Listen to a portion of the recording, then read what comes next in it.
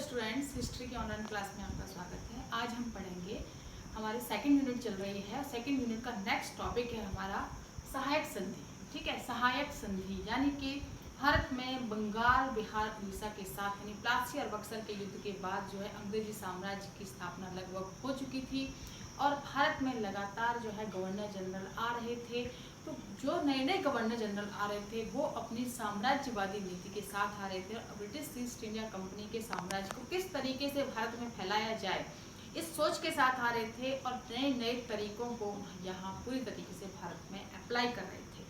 तो उसके अंतर्गत जो है लॉर्ड वेलेजली, भारत में लॉर्ड वेलेजली गवर्नर जनरल बनकर आए। उन्होंने जो है भारत में एक नई प्रस्ताव रखा था या एक नई नीति का क्रियान्वयन किया था जिसको कि सहायक संधि के नाम से जाना जाता है। यानी कि भारत के देशी रियासतें, भारत के देशी राज्य या भारत के राज्यों राजा महाराजाओं के साथ में एक ऐसी संधि की थी जो संधि युद्ध तो करना पड़ नहीं रहा था, लेकिन उनका साम्राज्य जो है कहीं ना कहीं उस पर अंग्रेजी साम्राज्य हावी हो रहा था। तो यहाँ जो है लॉर्ड वेलेजली, ठीक है, आप ध्यान रखिए, लॉर्ड वेलेजली की सहायक संधि जो है वो सहायक संधि है जिस सहायक संधि के माध्यम से भारत में अंग्रेजी साम्राज्य का विस्तार हुआ। अंग्रेजी साम्राज्य का पूरी तरीके साम्राज्यवादी नीति को जो है अंग्रेजों ने परिपूर्ण किया, क्योंकि इस सहायक संधि के द्वारा जो है भारत में ऐसे बहुत सारे देशी रियासतों के साथ, देशी शासकों के साथ ये संधि की गई थी। इस संधि को करने के बाद जो है उस राज्य के पास अपनी पूरी आंतरिक सुरक्षा या पूरी आंतरिक जो उसकी स्वतंत्रता है वो खत्म हो जाती है। तो ये सहायक संधि लॉर्ड वेलेजली के द्वारा प्रारंभ की गई थी। वैसे तो सहायक संधि की जो स्टार्टिंग की थी वो फ्रांसीसी गवर्नर डुप्ले ने की थी। फ्रांसीसी गवर्नर डुप्ले जो है वो सेना के बदले या सैन्य सहायता के बदले देशी शासकों से पैसे लेता था। उसके बाद जो है लॉर्ड क्लाइव ने भी इसका सहयोग लिया, कॉर्नवालिस ने भी लिया था, लेकिन लॉर्ड वेलेजली जब भारत में आया तो उसने एक नई संधि के नाम से जो है भारतीय शासकों के साथ संधि करनी शुरू की, जिसको सहायक संधि के नाम से जाना जाता है। तो ये सहायक संधि भारत में ईस्ट इंडिया कंपनी की साम्राज्यवादी नीति को बढ़ाने में बहुत महत्वपूर्ण योगदान देती है। ठीक है, समझ में आया? सहायक संधि यानी कि देशी रियासतों के साथ एक ऐसी संधि की गई जिसको कि सहायक संधि कहा जाता है। यानी आप हमारे साथ संधि कीजिए, यदि कोई राजा सहायक संधि करने के लिए तैयार नहीं है तो अंग्रेज उस पर प्रेशर बनाते थे, उस पर आक्रमण करते थे और युद्ध करने के बाद जो है उसको हराने के बाद उसके साथ सहायक संधि करने के लिए उसे मजबूर करते थे। या फिर जो है यदि कहीं कोई उत्तराधिकार संघर्ष चल रहा है तो उसमें पूरी तरीके से जो है वो अपने मन मुताबिक राजा को शासन सत्ता पर नियुक्त करते थे और उसको सहायक संधि करने के लिए मजबूर करते थे। तो इस तरीके से सहायक संधि जो है भारतीय राजाओं के साथ पूरी तरीके से पूरे प्रेशर के साथ की जाती थी। यदि वो करते हैं तो ठीक है, और यदि वो नहीं करते हैं तो उन्हें मजबूर कर दिया जाता था कि वो सहायक संधि करें। तो अब ये प्रश्न उठता है कि सहायक संधि थी क्या? सहायक संधि के अंतर्गत जो है ऐसी प्रमुख शर्तें होती थी और उन शर्तों को मानना उस देशी रियासत या देशी शासक की मजबूरी थी कि वो उन शर्तों को मानेगा, स्वीकार करेगा और उसके बाद जो है सहायक संधि के अंतर्गत उस राज्य पर लगभग अंग्रेजों का प्रभुत्व स्थापित हो जाता था। तो ये थी हमारी सहायक संधि। अब जो है पहला पॉइंट हमारा इसमें आएगा सहायक संधि की शर्तें, यानी कि संधि को प्रसारित किया गया, संधि जो है देशी रियासतों के साथ की गई तो उसकी मुख्य शर्तें होती थी, कुछ महत्वपूर्ण बिंदु होते थे जो कि पूरी तरीके से कटिबद्ध थी। इसमें नंबर 1 था कि जो शासक या जो राज्य अंग्रेजों के साथ सहायक संधि कर रहा है उसके बाद वो किसी राज्य से ना तो युद्ध करेगा, ना संधि करेगा और ना मैत्री करेगा। यानी कि वो राज्य पूरी तरीके से जो है बिना अंग्रेजों की अनुमति के ना तो किसी राज्य के साथ युद्ध कर सकता है, ना किसी के साथ संधि कर सकता है और ना ही किसी के साथ मैत्री कर सकता है। ये संधि की पहली शर्त थी कि देशी राज्य सहायक संधि करने के बाद बिना अंग्रेजों की अनुमति के ना तो युद्ध करेगा, ना मैत्री करेगा और ना ही जो है संधि करेगा किसी अन्य राज्य से। ठीक है, सहायक संधि की दूसरी शर्त थी कि जो राज्य या जो देशी शासक या भारतीय शासक जो सहायक संधि पर हस्ताक्षर करेगा और अंग्रेजों के साथ सहायक संधि कर लेगा, उसके बाद वो अन्य किसी भी यूरोपीय व्यक्ति या संस्था या कंपनी के साथ न तो वार्ता करेगा, न ही किसी यूरोपीय व्यक्ति को अपने दरबार में रखेगा। यानी कि कभी कभी क्या होता था, जैसे कि उसने कासिम ने जो है मीर कासिम ने यूरोपीय पद्धति पर सेना को ढालने के लिए, यूरोपीय पद्धति पर सेना को प्रशिक्षित करने के लिए उसने कुछ फ्रांसीसियों को अपने दरबार में रखा था। इसी तरीके से टीपू सुल्तान ने भी रखा था। तो अंग्रेजों को पता था कि फ्रांसीसियों को पूरी तरीके से भारत से खत्म करने के लिए ये एक बहुत अच्छा उपाय है कि सहायक संधि में ये शर्त रख ली जाए कि भारतीय शासक जो है यूरोपीय सैन्य शक्ति से परिचित ही ना हो पाए, उनको ये प्रशिक्षण ही ना मिल पाए। उन्हें प्रशिक्षण कहाँ से मिलेगा? अंग्रेज तो देंगे नहीं, कौन देगा? फ्रांसीसी दे सकते हैं, क्योंकि फ्रांसीसी और अंग्रेजों का भारत में पूरी तरीके से जो है उनमें युद्ध चल रहा था। तो इसी दोनों प्रतिद्वंदी थे एक दूसरे के। तो इसी तरीके से उन्होंने जो है स्पष्ट इस संधि के अंतर्गत ये पॉइंट रखा कि देशी शासक जो सहायक संधि कर रहा है वो किसी भी अन्य यूरोपीय व्यक्ति या किसी भी कंपनी या किसी के साथ भी जो है कोई व्यक्तिगत संबंध नहीं रखेगा, ना उन्हें अपने दरबार में बुलाएगा, ना ही उन्हें अपने दरबार में रखेगा। ठीक है, इज दैट क्लियर? ये भी एक महत्वपूर्ण पॉइंट था। अब सहायक संधि का तीसरा पॉइंट जो आता है वो है कि जो राज्य सहायक संधि करेगा उस राज्य की सुरक्षा का भार जो है वो अंग्रेज ले लेंगे। ठीक है, सुरक्षा के लिए अंग्रेजी सेना जो है देशी राज्य में नियुक्त की जाएगी। यानी कि अंग्रेज जो है, अंग्रेज कंपनी जो है ईस्ट इंडिया कंपनी, वो सहायक संधि करने वाले राज्य की सुरक्षा का भार स्वयं ले लेगी और सुरक्षा के लिए वो अपनी सेना को उस राज्य में नियुक्त कर देगी। ठीक है, यानी कि यहाँ जो है उन्होंने दोहरा काम किया कि एक तो उस राज्य की सेना नष्ट कर दी, सेना को खत्म कर दिया और खुद की सेना को वहाँ जो है रख दिया। अब जब खुद की सेना उस राज्य में रहेगी तो कभी जरूरत पड़ेगी तो वो राजा की तो मानेगी नहीं, जाहिर सी बात है कि वो अंग्रेजों की ही मानेगी। तो यह बहुत ही दिमाग से काम किया गया था, बहुत ही दोहरी चाल से काम किया गया था कि सुरक्षा के लिए, यानी कि उस राज्य में जो सहायक संधि कर रहा है भारतीय राज्य, उस राज्य में सुरक्षा के लिए अंग्रेजी सेना देशी राज्य में नियुक्त की जाएगी। ठीक है, तो ये जो है संधि की प्रमुख शर्त थी और इससे जो है उस राज्य की सेना खत्म हो रही थी। नेक्स्ट इसमें आएगा पॉइंट हमारा कि जो सेना वहां नियुक्त की जाएगी, यानी कंपनी की सेना जिस राज्य में नियुक्त की जाएगी उस राज्य को सैन्य खर्च देना पड़ेगा। यानी कि सेना भी कंपनी की ही है, अंग्रेजों की ही है और वो नियुक्त हो रही है उस राज्य में और उसका खर्च जो है वो कौन देगा? वो देशी राज्य देगा जहां जिसने सहायक संधि की है। और या तो वो नकद देगा, पैसा देगा उस पूरे सैन्य खर्च का, और यदि वो नकद वेतन नहीं दे पाता या नकद पैसा नहीं दे पाता है खर्च के लिए तो उसके बदले में वो क्या देगा? वो भू क्षेत्र देगा। यानी कि वो बड़े बड़े भू क्षेत्र जो है जिनसे कर प्राप्त होता है वो कंपनी को देगा और कंपनी अपने मन मुताबिक उन भू क्षेत्रों पर कर लगाएगी, टैक्स लगाएगी और उससे जो है पैसा इकट्ठा करेगी और उसको जो है सैन्य खर्च में लगाएगी। तो ये पूरी प्रोसेस बनाई गई। तो इसके अंतर्गत जो है दोहरा काम यहाँ भी हो गया कि अंग्रेजों ने अपनी सेना का खर्च भी राजा के ऊपर डाल दिया, दूसरा राजा से उस कर लेने का अधिकार भी छीन लिया, यानी कि राजा से दीवानी अधिकार भी छीन लिए इनडायरेक्टली। तो ये उनका बहुत बड़ी दोहरी चाल थी ये अंग्रेजों की और भारतीय शासक जो है इसमें फंस गए। पूरी तरीके से वो मजबूर थे, मजबूरी के साथ साथ जो है वो फंस भी रहे थे, वो उनकी चालबाजी को पूरी तरीके से नहीं समझ पाए थे। ठीक है, उसके बाद जो है एक और महत्वपूर्ण पॉइंट इसमें था सहायक संधि की जो प्रमुख शर्त थी वो थी कि जो राज्य सहायक संधि करेगा, सहायक संधि करने के बाद जो है वो अपने राज्य में प्रशासन को संचालित करने में सहयोग लेने में एक अंग्रेज रेजिडेंट नियुक्त करेगा। यानी एक अंग्रेज रेजिडेंट को जो है उस राज्य के साथ नियुक्त, उस राज्य में प्रशासन की देखरेख करने के लिए, प्रशासन देखने के लिए नियुक्त किया जाता था जिस राज्य के साथ जो है अंग्रेज सहायक संधि करते थे। तो आप समझ सकते हो कि इससे क्या हानि हो रही थी। जब अंग्रेज रेजिडेंट प्रशासन में नियुक्त हो जाएगा, दरबार में रहेगा और प्रशासन में अपनी पूरी तरीके से उसकी चलेगी भी, तो उस राजा की आंतरिक स्वतंत्रता पूरी तरीके से खत्म हो गई। यानी कि ना उसके पास अब सेना रही, उसकी सेना भी खत्म हो गई और वो जो है अंग्रेजी सेना का ही पालन पोषण करेगा। नंबर 2 जो है सैन्य खर्च के लिए उसको भू क्षेत्र देने पड़ेंगे तो उसको कर लेने के अधिकार भी चले गए। और नंबर 3 की अपनी आंतरिक स्वतंत्रता भी खत्म। यानी कि दरबार में एक अंग्रेज रेजिडेंट रहेगा और राजा की हर गतिविधि पर वो नजर रखेगा और यदि उसको कुछ लगता है तो वो जो है इसकी सूचना आगे कंपनी उनको देगा। तो इस तरीके से जो है अंग्रेज रेजिडेंट नियुक्त होने के बाद उस राज्य की आंतरिक स्वतंत्रता भी खत्म हो रही थी। ठीक है, ये भी एक बड़ा पॉइंट था। अब सहायक संधि का एक और पॉइंट था कि यदि कोई बाहरी आक्रमण होता है, जिस राज्य के साथ अंग्रेज सहायक संधि कर रहे हैं, यदि उस राज्य पर कोई बाह्य आक्रमण होता है तो उससे लड़ने या उसकी सुरक्षा का भार जो है वो अंग्रेजों के ऊपर होगा, क्योंकि वो उसके बदले में एक अंग्रेजी सेना उस राज्य में रख रहे थे। तो इस तरीके से जो है उनका बाह्य लड़ने का वो जो है कोई बाह्य आक्रमण करता है तो उससे सुरक्षा का भार जो है वो अंग्रेजों के पास होगा।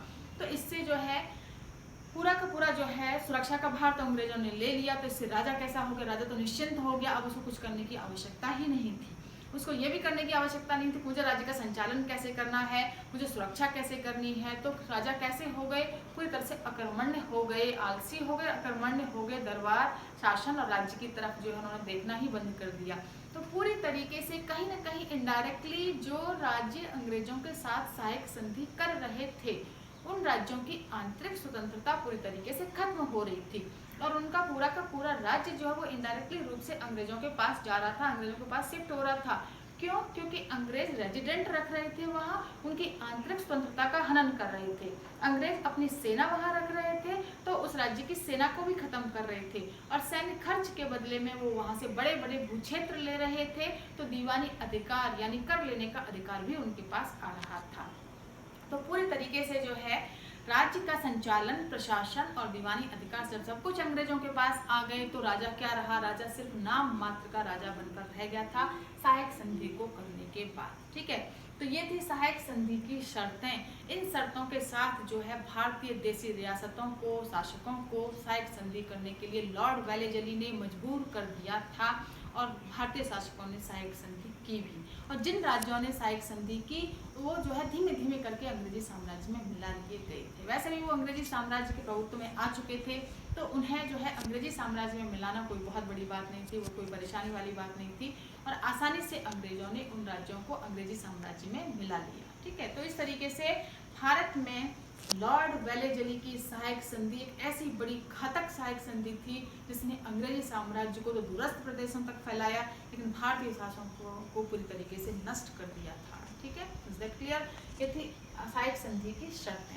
अब हमारा नेक्स्ट पॉइंट आएगा क्रियान्वयन, यानी कि जो सहायक संधि हुई थी उस सहायक संधि के अंतर्गत किन किन देशी राज्यों ने सहायक संधि की शर्तों को स्वीकार किया था, किन किन राज्यों ने, भारतीय देशी राज्यों ने सहायक संधि स्वीकार की थी। ठीक है, ये है सहायक संधि का क्रियान्वयन। सहायक संधि के ऊपर जो क्वेश्चन पूछा जाता है वो जो है कई टुकड़ों में पूछा जा सकता है। सहायक संधि की प्रमुख शर्तों की विवेचना करते हुए सहायक संधि के क्रियान्वयन की विवेचना कीजिए। ठीक है, नंबर 1। तो उसमें आपको पहले सहायक संधि की प्रमुख शर्तें लिखनी पड़ेंगी और उसके बाद किन किन शासकों ने, किन किन राज्यों ने सहायक संधि की थी उसके बारे में लिखना पड़ेगा। ठीक है, दूसरे टाइप से क्वेश्चन पूछा जा सकता है सहायक संधि के क्रियान्वयन के साथ गुण और दोषों की विवेचना कीजिए। इस तरीके से भी पूछा जा सकता है। और भी पूछा जा सकता है सहायक संधि की विवेचना कीजिए और सहायक संधि की समीक्षा कीजिए, जो कि हम लास्ट में भी करेंगे। ये भी पूछा जा सकता है।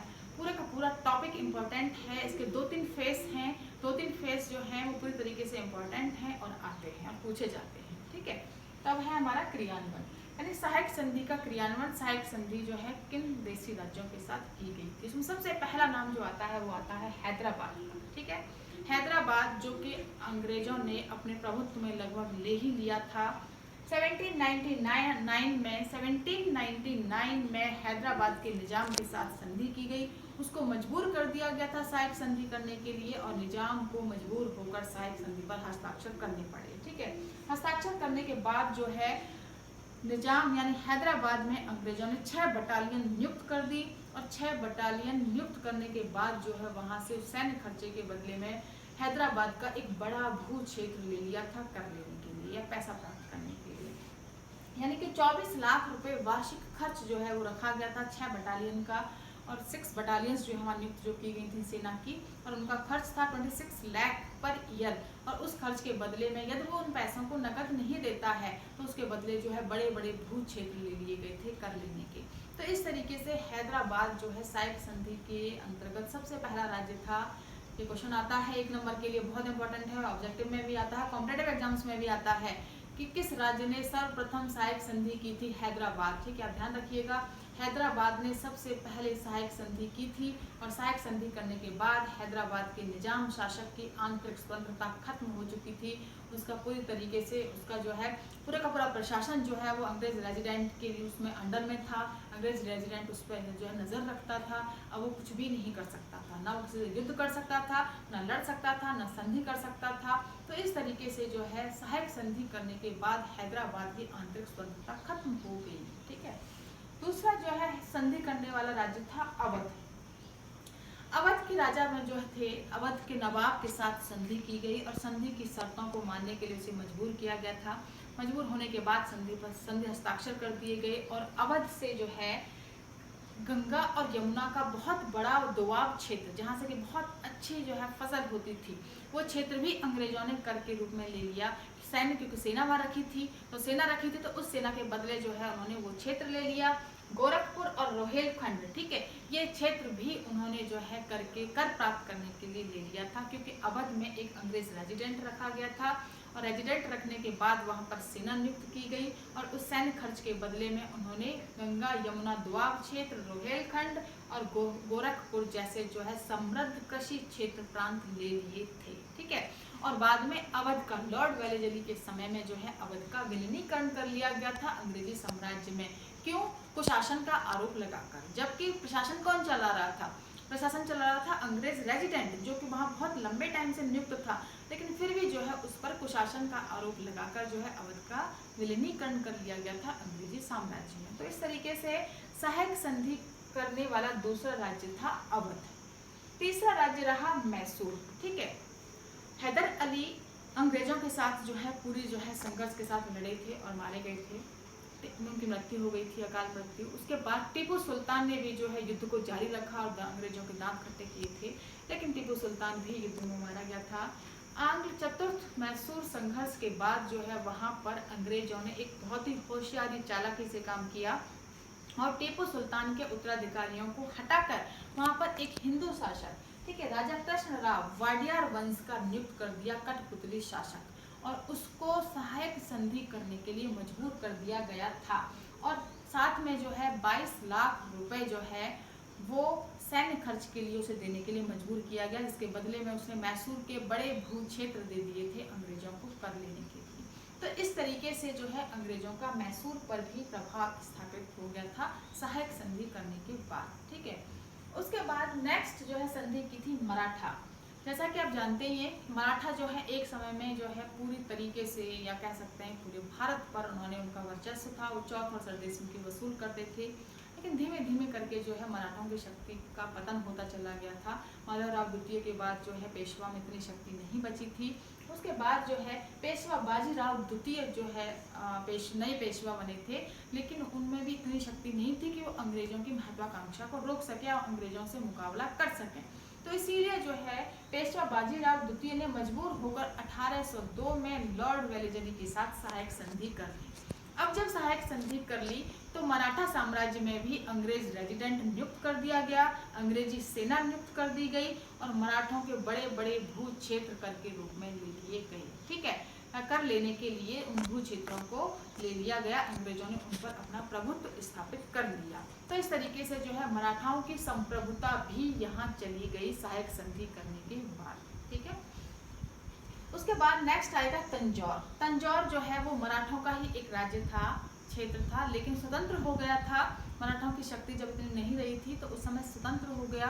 उस समय में जो है तंजौर में भी जो है सर फौजी नाम के एक अयोग्य व्यक्ति को अंग्रेजों ने 1799 में नियुक्त किया और 1799 में लॉर्ड वेलेजली ने उसके साथ तंजौर के साथ सहायक संधि भी कर ली। तो इस तरीके से जो है तंजौर भी अंग्रेजों ने सहायक संधि के माध्यम से उस पर भी अपना प्रभाव स्थापित कर लिया। ठीक है, उसके बाद आएगा सूरत। अब ये तो सूरत भी मराठों का ही भाग था, लेकिन धीमे धीमे करके सूरत भी जो है स्वतंत्र हो गया था मराठों से। अब सूरत पर भी जो है अंग्रेजों की पैनी निगाह थी। क्यों? क्योंकि सूरत जो है व्यापार करने के लिए एक समृद्ध प्रांत माना जाता था। जब सूरत पर अधिकार हो गया तो सूरत के बंदरगाह वगैरह भी उनके अधिकार में आ गए।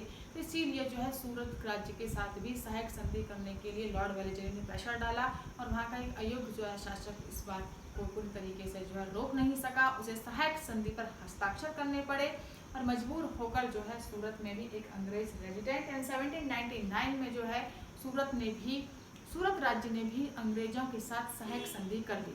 अब जब सहायक संधि हो गई तो सूरत पर भी अंग्रेजों का अधिकार स्थापित हो गया।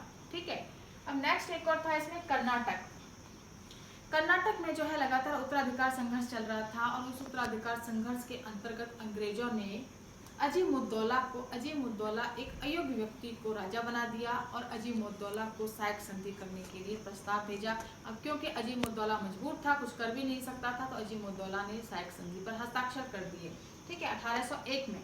अब जब 1801 में अजीमुद्दौला यानी कर्नाटक ने भी सहायक संधि पर हस्ताक्षर कर लिए तो कर्नाटक पर भी अंग्रेजों का एकाधिकार स्थापित हो गया। कैसे कि वहां भी अंग्रेज रेजिडेंट नियुक्त कर दिया गया। अब जब अंग्रेज रेजिडेंट नियुक्त हो जाएगा तो वहाँ के आंतरिक प्रशासन पर उसकी पूरी नज़र रहेगी। प्रशासन में जो भी फैसले लिए जा रहे हैं, जो डिसीजंस लिए जा रहे हैं, उन पर भी जो है रेजिडेंट अपनी पूरी तरीके से जो है निगाह रखेगा, अपना समर्थन भी देगा, अपनी राय भी देगा। तो इस तरीके से रेजिडेंट नियुक्त होते ही राजा की सारी शक्तियाँ ऑलरेडी खत्म हो जाती हैं। राजा के पास करने के लिए बहुत कुछ नहीं बचता। वो करना भी चाहे तो अंग्रेज रेजिडेंट उसमें वीटो पावर लगा सकता है। ठीक है, यानी उसके पास काफ़ी शक्तियाँ होती थी और कोई भी राजा जो है रेजिडेंट के खिलाफ जाकर किसी भी नियम कानून को बनाता ही नहीं था। तो इस तरीके से रेजिडेंट नियुक्त होते ही राज्यों की आंतरिक स्वतंत्रता खत्म और अंग्रेजी सेना वहां पर रखी जाती थी सुरक्षा के लिए, यानी कि राज्य की सुरक्षा का भार अब अंग्रेजों के पास था। तो अब जब राज्य की सुरक्षा का भार अंग्रेजों के पास था तो वहाँ सेना किसकी रखेंगे? वो राजा की सेना को भंग कर देंगे और खुद की सेना को वहाँ नियुक्त करेंगे, यानी अंग्रेजों की सेना को नियुक्त किया जाएगा। अब जब अंग्रेजों की सेना वहाँ नियुक्त की जाएगी तो समय पड़ने पर या आवश्यकता होने पर हो सकता है कि कभी राजा जो अपनी शक्ति में थोड़ी वृद्धि कर ले और राजा अंग्रेजों के प्रति जो है विद्रोह कर दे या खुद को स्वतंत्र कर ले। तो अब ऐसी स्थिति उत्पन्न होने वाली थी ही नहीं। क्यों? क्योंकि वहां पर सेना तो अंग्रेजों की थी। अंग्रेजों की सेना तो अंग्रेजों के पक्ष में लड़ेगी। राजा के पास तो खुद की कोई सेना ही नहीं थी, वो तो भंग हो चुकी थी। तो राजा की शक्ति भी खत्म। ठीक है, अर्थव्यवस्था खत्म, राजा की शक्ति खत्म और राजा का प्रशासन भी खत्म। यानी कि तीनों तरीके से जो है पूरी तरीके से जो है अंग्रेजों ने देशी रियासतों के साथ सहायक संधि करके उनकी आंतरिक स्वतंत्रता, उनकी बाह्य स्वतंत्रता और उनके जो है प्रशासनिक संबंधित जितनी भी चीज़ें होती थी उन सबको नष्ट कर दिया और इन भारतीय देशी राजाओं के ऊपर जो है अंग्रेजों का प्रभाव स्थापित हो गया था सहायक संधि के माध्यम से।